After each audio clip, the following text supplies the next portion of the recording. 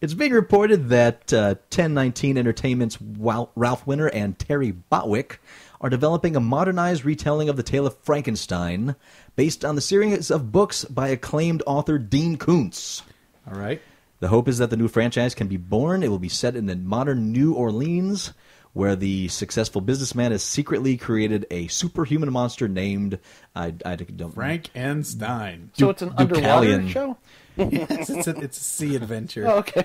A couple of detectives come meet face to face with the monster while investigating a murder one day, and then they investigate a little further. Cobra, They're why led off are you, to police? a world of manufactured human beings. Urglard. Welcome my world, Clarv. Kuhn's first novel in the series is called Frankenstein Prodigal Son, and was Detectives followed by wanna 2 more hurt books. Clarv. Why no friend, Glirg? Oh. All right. Wow. Maybe he'll sing Putting on the Ritz, too. Well, here it is, the big geek news of the week. You've probably heard about this already. Super Man, intense. ego out control. Are you there? You done? What are you doing? Why man play God with me? Parts of others in my us. Ugh. Not all there, dude. Are you done? Clear flower. Shut up! The epic battle. I have to tell this story. When I just said cardboard TARDIS, I suddenly remembered something from my childhood. Uh-oh. My parents got me this. Uh-oh. Is it a blocked memory? No. Okay. We had a refrigerator box that was approximately the same dimensions of the TARDIS, and I painted the thing blue, cut a door into it, painted the windows and everything, even had the little light on the top. It was just a flashlight I put in there and flickered on and off. That's clever. But the fun thing was we didn't put the bottom on the box. So when the TARDIS was moving, I might have been about 10 at this time. When the TARDIS was moving, I had little handles inside that I would pick up the TARDIS and I would literally walk it. I would walk around the house or the backyard or whatever, and I'm magically in another area. That's awesome. You open Dogs the door. barking, nipping at the box. Yeah, exactly. You are now my favorite nerd of this podcast. So Tripping on a cable. So yeah, Down the stairs. I haven't thought about this in 25 years, and it just popped into my head. I remember You it. pass by a candle and it catches on but- fire. That's awesome. If you have stories like this from your youth, write to us. Comments at uglycouchshow.com. I think that was a ReTardis. Like you never did anything like that when you were 10, Paul. Dude, I've heard the stories. Thing. I had the exact same thing, except I had enough. I didn't get all creative and paint a box blue. My parents got me a cardboard spaceship prefab that you just put together and assembled. And I Was that the thing that was on the back of the Parade magazines I think for years? so. It must Yeah. have been because it was a multicolored. It looked like a acid trip vomit dream, but it was multicolored. But yeah, it was so cool. It had portholes and stuff that you punched out, and I got in that thing, and I used to have my sleeping bag in there, and I'd camp out in the living room in my spaceship and wake up in the morning and watch Dukes of Hazzard cartoon. Well, there was a we cartoon, wasn't we there? were In the too spaceship, poor. We yep. could never afford any of that, so my dad and I would make our own little cardboard ships and stuff. And it was probably all the better. Yeah. Oh, yeah. And, cardboard boxes were Yeah. thrown away, and you're like, can we have these? Sure. And you got blue paint everywhere in the process. Well, yes. All over our driveway, but, hey. That's hilarious, dude. Number 9, enemies, rather than approach you directly, behave like Michael Flatley of Riverdance fame on a conveyor belt. Oh boy, That's true. You know what? I was playing Star Trek Online, and there's a whole bunch of Remans on one side of the room and a whole bunch on the other. You said Clearly, Reman. you can see I'm shooting the Remans on the other side of the You room. said The other it guys are like, again. what are we doing? I Reman. guess we'll watch them. Ream. What? Shut up. Go on. Ruin my shit. Reman. Number 10, Reman Noodles. Reman. key cards. Noodles. Wouldn't that be awesome? They sold Reman Noodles. Oh, that would be so cool. What the hell would they look like? They'd be They'd green. look like Romulans, but big and dumb. And Ron Perlman could be the spokesman because he's the top Reman. Yes. Top Reman Noodles. Top Reman. Only 104 All right. Vernon. Yes, sir. That is your assignment to make the Photoshop commercial picture of Top Reman Noodles with Ron Perlman.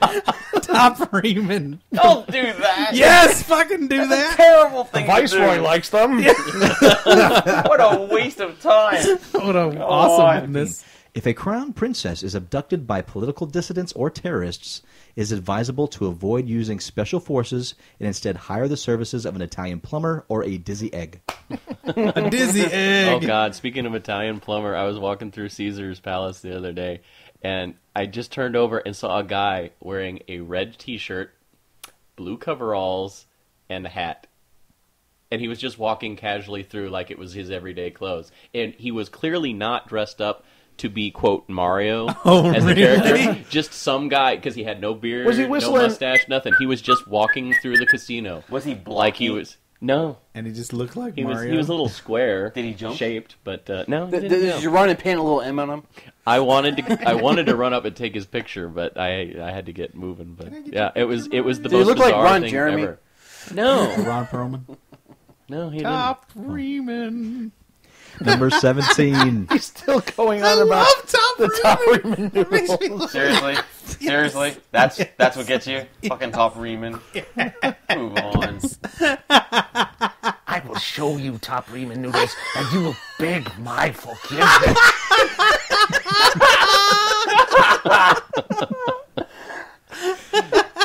With dark part of the moon sauce or whatever.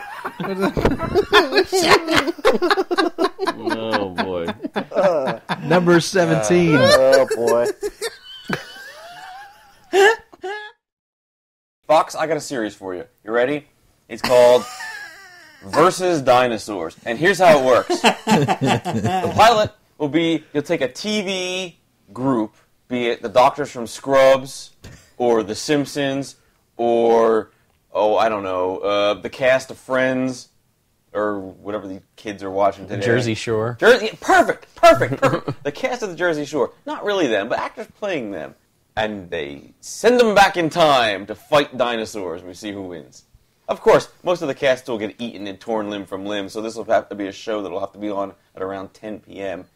But every week, it'll be a new cast versus dinosaurs. Damn it, Barry! You just gave away the series finale of Lost. Except when they send Dr. Superknives into the past. Who? Dr. Superknives. What the hell is this? He's a guy who's made of knives, and he rotating blades all over him, and he'll be.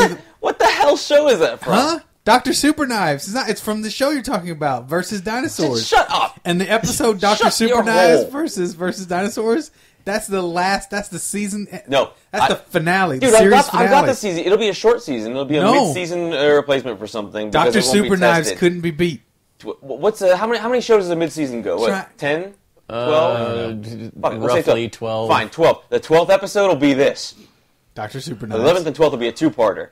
So at the end of the 12th episode will be someone will actually beat the dinosaur. Dr. Superknives. But then the dinosaur will roast in a fire. But then out of the smoke will be the dinosaur. Its skin roasted off, and it's a robot underneath.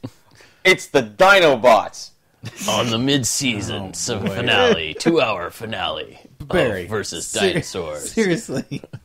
The cast of heroes. If Dr. beats a Superknives dinosaur. is fighting It the turns out it's a dinosaurs, robot. how would the dinosaurs beat Dr. Superknives? Just want you to answer me that. They would melt him.